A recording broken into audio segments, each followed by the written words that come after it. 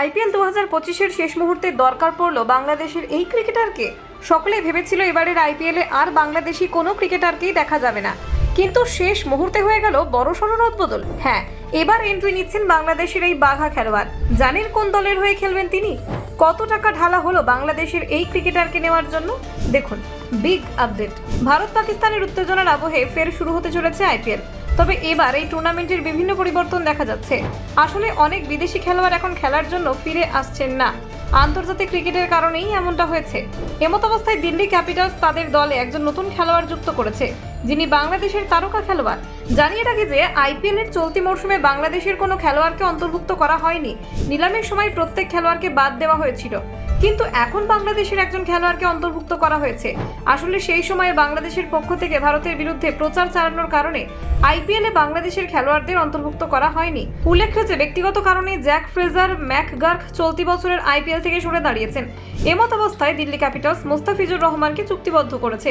ইতিমধ্যে আইপিএলের তরফে ওয়েবসাইটে ঘোষণা করা হয়েছে, রহমানের আগমনে দিল্লি উপকৃত হবে, কারণ তিনি একজন দুর্দান্ত বোলার। আইপিএল ওয়েবসাইটে জানিয়েছে যে মুস্তাফিজুর রহমান এখনো পর্যন্ত 57টি আইপিএল ম্যাচ খেলেছেন এবং তিনি 61টি উইকেট হাসিল করেছেন। এদিকে মুস্তাফিজুর বাংলাদেশের হয়ে 106টি টি20 আন্তর্জাতিক ম্যাচ খেলেছেন, যেখানে তিনি 132টি উইকেট নিয়েছেন। জানা গিয়েছে যে রহমানকে 6 কোটি টাকায় দলে অন্তর্ভুক্ত করা হয়েছে। প্রসঙ্গত এই মৌসুমে শুরুতে দিল্লি ক্যাপিটালস দুর্দান্ত পারফর্ম করেছিল, কিন্তু তারপর সেই গ্রাফটি ক্রমাগত নিম্নগামী হতে থাকে। তবে দিল্লি ক্যাপিটালস এখনও প্লে অফের দৌড়ে রয়েছে। 11 ম্যাচে 6টি জয়ের পর 13 পয়েন্ট নিয়ে পঞ্চম স্থান অধিকার করেছে দিল্লি। এদিকে দিল্লি ক্যাপিটালসের এখন মোট 3টি ম্যাচ বাকি। ওই 3টি ম্যাচেই দিল্লি ক্যাপিটালস জিতলে প্লে অফে পৌঁছাতে পারবে। এমত অবস্থায় অক্ষর প্যাটেলের নেতৃত্বাধীন দিল্লি ক্যাপিটাল প্রথম লক্ষ্য রেখেছে প্লে অফে নিজেদের জায়গা পাকা করার।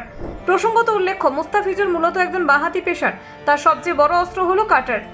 এটি এক ধরনের ধীরগতির বল, যা ব্যাটসম্যানদের বিভ্রান্ত করে। কাটারের বিশেষত্ব তাকে দ্রুতই আন্তর্জাতিক অঙ্গনে পরিচিতি এনে দেয়।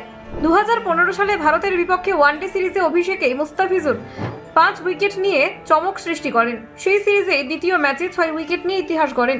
তিনি একমাত্র বোলার যিনি প্রথম 2 ওয়ানডে ম্যাচে 11টি উইকেট নিয়ে বিশ্ব রেকর্ড গড়েছেন।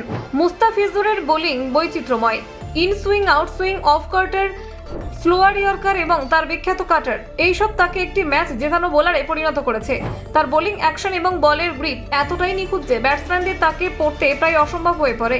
বিশেষ করে স্লো পিচে তার কাটার মারাত্মক কার্যকর। তবে মুস্তাফিজুরের ক্যারিয়ারে চোট বাধা হয়ে দাঁড়িয়েছে বেশ কয়েকবার।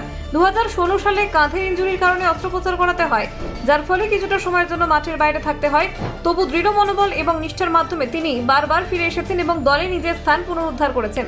Bureau report, news prime Times.